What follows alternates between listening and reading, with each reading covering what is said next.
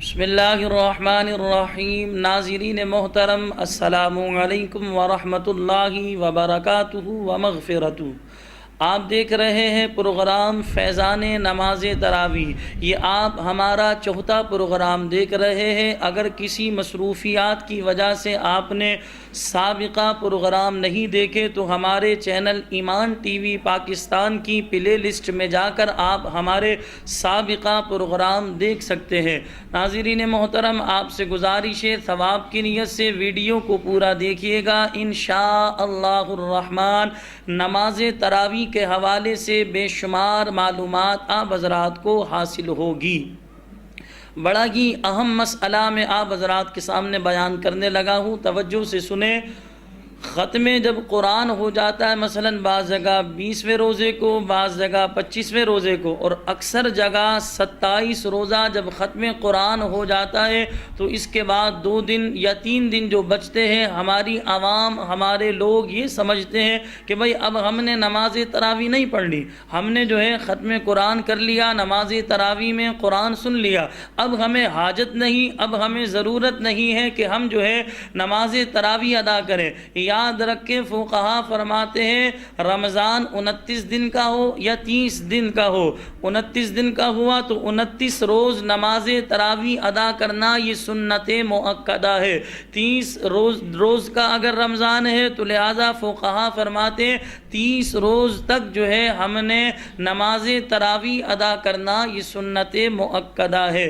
تو ختم قرآن ہوتا ہے، نہ کہ ختم تراویح ہوتی ہو، یعنی ختم تراویح نہیں ہوتی، بلکہ نماز تراویح میں 27 دن کے اندر قرآن مجید فرقان حمید کو ختم کیا جاتا ہے۔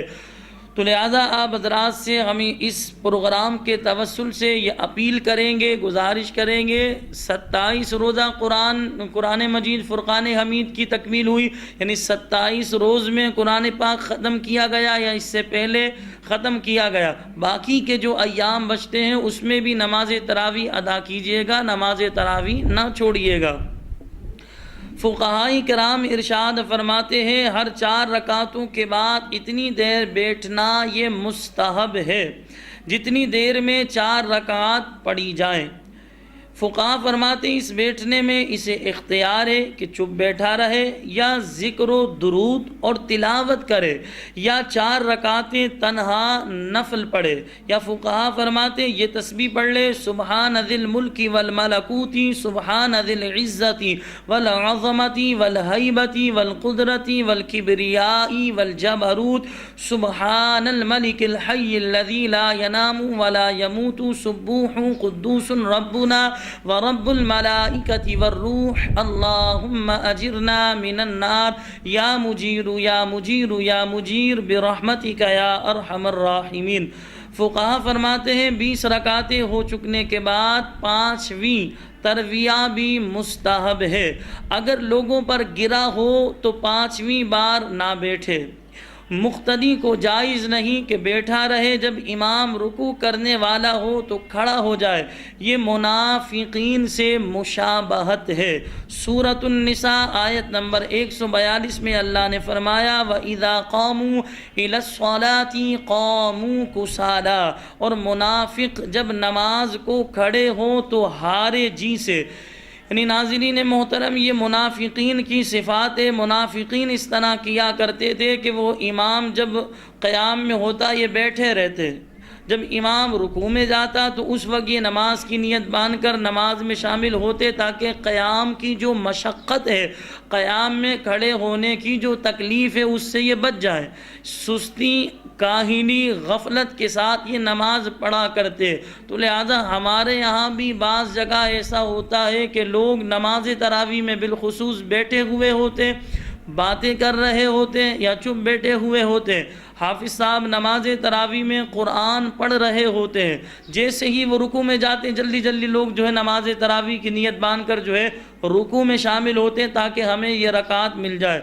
تو ہمیں خوش دلی کے ساتھ ثواب کی نیت سے اللہ کے رضا کے لیے، اللہ کو راضی کرنے کے لیے نماز تراویح ادا کرنی چاہیے، نہ کہ ہم اس طرح منافقوں والی صفات کو اپنائیں کہ جو ہے ہم قیام میں بیٹھے رہیں، جب حافظ صاحب رکوع میں جائیں اس وقت ہم نماز کی نیت باندھیں، اس سے ہم گریز کریں۔ علماء اسلام ارشاد فرماتے ہیں فرض کی جماعت میں بھی اگر امام رکوع سے اٹھ گیا تو سجدوں وغیرہ میں فوراً شریک ہو جائیں، نیز امام قاعدہ اولیٰ میں ہو تب بھی اس کے کھڑے ہونے کا انتظار نہ کریں بلکہ شامل ہو جائیں۔ اگر قاعدے میں شامل ہو گئے اور امام کھڑا ہو گیا تو اتحیات پوری کیے بغیر نہ کھڑے ہوں۔ یعنی بعض دفعہ ایسا ہوتا ہے کہ امام صاحب جیسے فرض نمازیں ہم پڑھ رہے ہوتے ہیں، امام صاحب سجدے میں تو لوگ کھڑے ہوئے انتظار کرتے ہیں کہ بھائی اگر ہم ابھی نیت باندھ کے سجدے میں جائیں گے رکعت تو ملنی نہیں ہے، تو لہٰذا ہم کھڑے رہتے ہیں۔ امام صاحب پہلا سجدہ کرتے ہیں، پھر جلسے میں ہوتے ہیں، پھر دوسرا سجدہ کر کے جب دوسری رکعت کے لیے کھڑے ہوتے ہیں تو لوگ اس وقت نماز کی نیت باندھتے ہیں۔ یاد رکھیں امام اگر سجدے میں ہے آپ سجدے میں شامل ہوں گے، اگرچہ وہ رکعت آپ کو نہیں ملے گی، لیکن فقہا فرماتے ہیں امام صاحب کے ساتھ ایک سجدہ کرنے یا دو سجدے کرنے اور جلسے میں بیٹھنے کا آپ کو ثواب تو ملے گا۔ یعنی یہ ثواب کیوں آپ ہاتھ سے جانے دے رہے ہیں؟ مومن نیکیوں کا حریص ہوتا ہے۔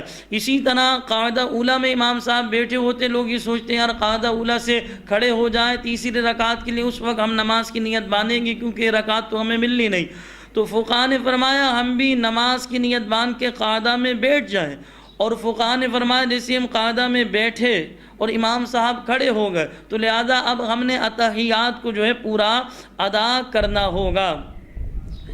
فقہاء کرام ارشاد فرماتے ہیں رمضان شریف میں وطر جو ہے جماعت سے پڑھنا یہ افضل ہے، مگر جس نے عشاء کے فرض بغیر جماعت کے پڑھے وہ بھی وطر بھی تنہا پڑھے۔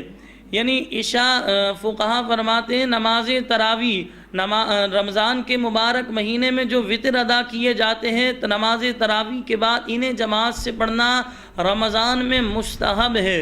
تو عشاء کے فرض جس نے جماعت سے نہیں پڑھے فقہا فرماتے ہیں وہ تنہا جو ہے وطر کی نماز ادا کرے، اور اگر عشاء کے فرض جماعت سے پڑھے اس کے لیے مستحب ہے وطر بھی وہ جماعت سے پڑھے۔ یہ جائز ہے کہ ایک شخص عشاء اور وطر پڑھائے اور دوسرا تراویح۔ حضرت سیدنا عمر فاروق اعظم رضی اللہ تعالی عنہ فرض و وطر کی جماعت کرواتے تھے، اور حضرت سیدنا ابی بن کعب رضی اللہ تعالی عنہ تراویح پڑھاتے۔ ہم سب کو چاہیے کہ ہم اخلاص کے ساتھ اللہ کی رضا کے لیے نماز تراویح ادا کریں، نماز تراویح کو بوجھ نہ سمجھیں۔ بعض لوگ نماز تراویح کے نام سے ہی گھبراتے ہیں کہ بھائی ہم تو 5 نمازیں نہیں پڑھتے، نماز تراویح تو 1 گھنٹہ لگے گا، کون کھڑا ہو تو 1 گھنٹہ لگے گا، لیکن یہ تو سوچیں 1 گھنٹہ آپ اللہ کی عبادت کریں گے، رب ذوالجلال بھی تو خوش ہوگا، اللہ کی رضا بھی تو ملے گی، نامہ اعمال میں ثواب بھی تو لکھا جائے گا۔ کیا عجب نماز تراویح ادا کرنا یہ آپ کو قبر کے عذاب سے بچانے کا ذریعہ بن جائے، جہنم کے عذاب سے بچانے کا ذریعہ بن جائے، یا آپ کو مغفرت کا پروانہ دلوانے کا ذریعہ بن جائے، یا نماز تراویح آپ کو جنت میں لے جانے کا سبب بن جائے، یا حضور کی شفاعت ملنے کا سبب و ذریعہ بن جائے، حضور کے مبارک ہاتھوں سے آب کوثر کے جام پینے کا سبب و ذریعہ بن جائے۔ تو لہذا ہمیں نماز تراویح خوش دلی کے ساتھ ثواب کی نیت سے اللہ کی رضا کے لیے ادا کرنی چاہیے، اسے بوجھ نہیں سمجھنا چاہیے، اس کے حوالے سے یہ نہیں سوچنا چاہیے کہ یار یہ بہت بھاری ذمہ داری ہے، اسے اللہ کی رضا کے لیے خوش دلی کے ساتھ ادا کرنا چاہیے۔ ہم آپ سے اپیل کریں گے نماز تراویح میں جب آپ اپنے ہاتھوں کو بلند کریں اپنے لیے دعا مانگے تو ہم گناہگاروں کو بھی یاد رکھیے گا، ہمارے حق میں بھی دعا کیجیے گا، اور ہمارے چینل ایمان ٹی وی پاکستان کی ٹیم کے حوالے سے ہمارے چینل کے حوالے سے بھی دعا کیجیے گا۔ اللہ پاک ہمارے چینل کو مزید ترقی عروج عطا فرمائے، اور اخلاص کے ساتھ ہمیں اللہ کی رضا کے لیے اس جو ہے کاوش کو آگے بڑھانے کی، اس کام کو آگے بڑھانے کی توفیق عطا فرمائے۔ ہمیں اللہ پاک اخلاص کے ساتھ خوب محنت کی توفیق عطا فرمائے۔ وآخر دعوانا ان الحمد للہ رب العالمین۔